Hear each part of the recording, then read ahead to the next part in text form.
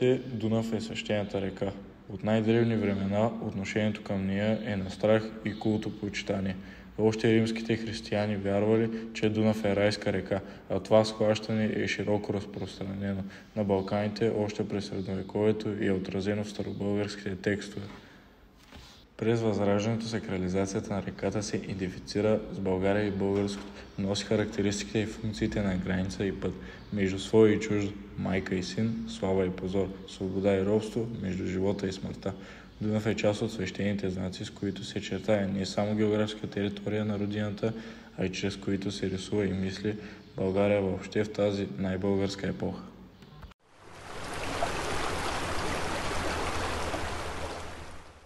Идеята за родната българска земя, райска земя, е характерна за патетичното образно слово на възрожденската ни и след освобожденска литература. Достатъчно е да споменем текста на Петко Рачев Славейков «Татковина». Дунав е част от възкресеното славно минало, чрез което творецът се опитва да събуди националната гордост у българина, част от символите, с които се рисува свещената родна земя, земен рай. Музиката на песента е от Емануил Манолов, един от първите български композитори, автор на първата българска опера. Емануил Манолов е и първият български капелмайстор.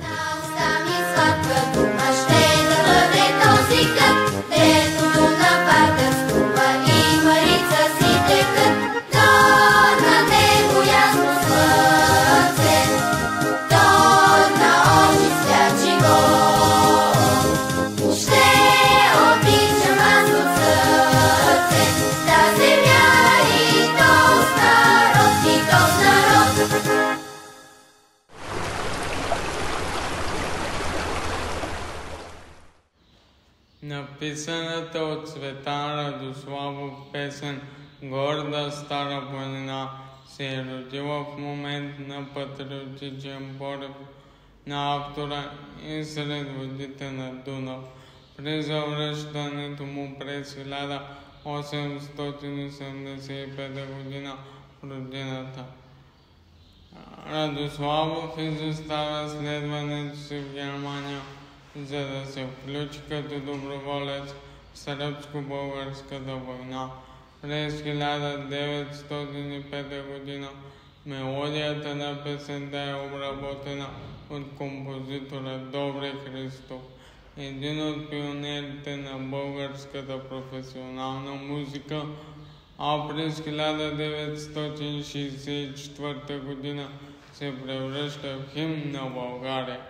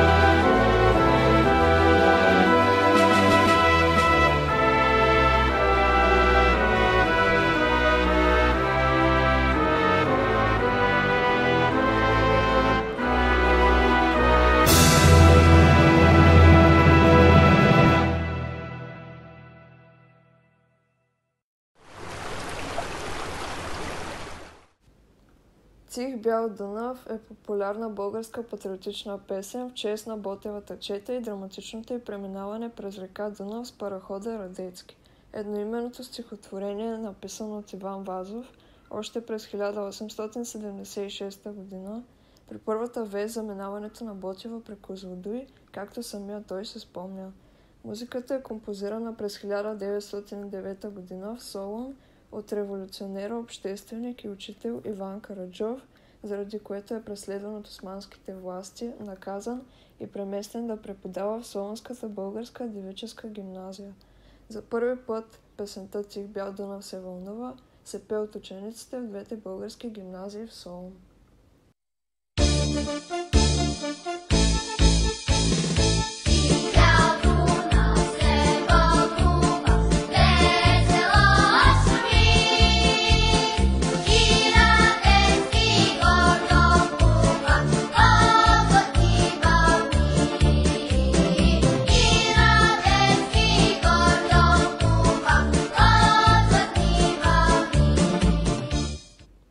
Мелодията е взаимствана от приспивната "Спи, младенец мой прекрасный" и е близка до мелодията "Вниз по матушке по Волге". Текстът се публикува в песнопойки от първите години след освобождението. Може да се предполага, че песента е била известна още преди освобождението, но за сега липсва данни да е била изпълнявана по време на освободителната война и преди нея. Пише Николай Кауфман. По "Тих бял Дунав се вълнува" е създаден Ботев марш от композитора Георги Безлов. Възрожденската поетика на географското, определяйки и очертавайки границите на България, създава един нагледен образ на родината, който в народното съзнание ще битува десетилетия, столетия след освобождението. В съзнанието и на съвременния българин стои непокътнат отговорът на въпроса "Де е България?", който дава възрожденецът Иван Вазов. "Тамо", аз ще отговоря, "де се бели и Дунав лей". Музиката е композирана от Панайот Пипков, учител по музика в Ловеч, автор и на химн на свети Кирил и Методий, "Когато бях овчарче", "Сладкопойна чучулига" и други.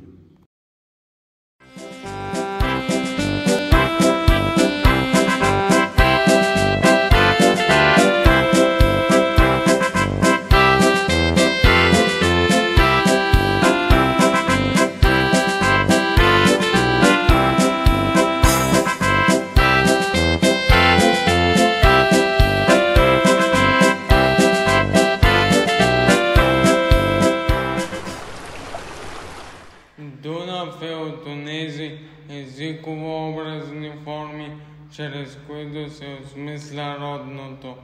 Обединяващото име България и обикновено се зарича като възклицание.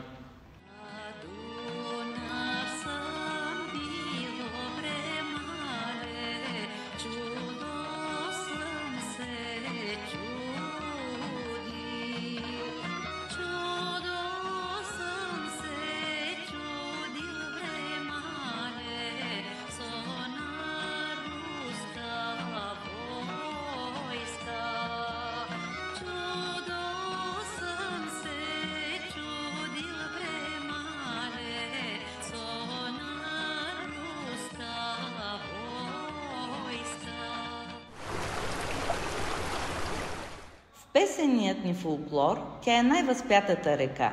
Наречена е Бел Дунав и е обвързана с редица митологични конструкции, видяна е като сакрална, свещена, извираща от дървото на живота, самата тя като хоризонтален модел на световното дърво, път и граница между световете, световна ос. В народните песни река Дунав е често персонифицирана, мълчалив свидетел на случващото се.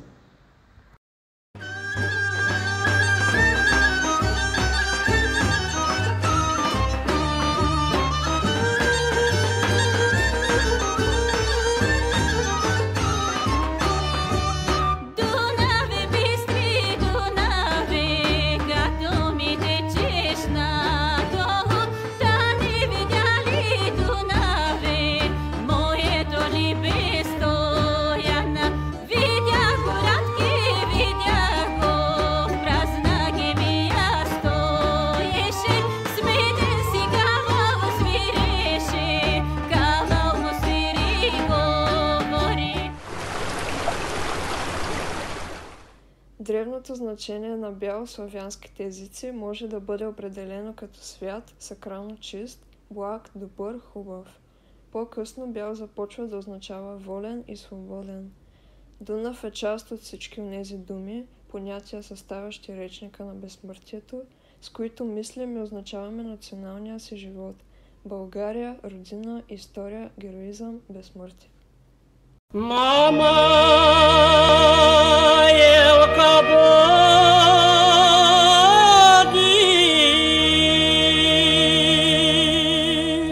на Дунав я праща,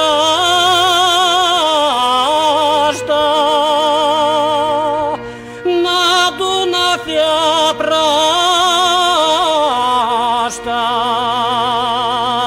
за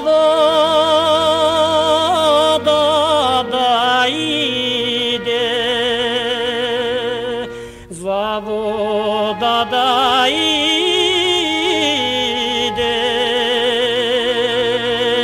за вода студена, а пък елка не знае откъде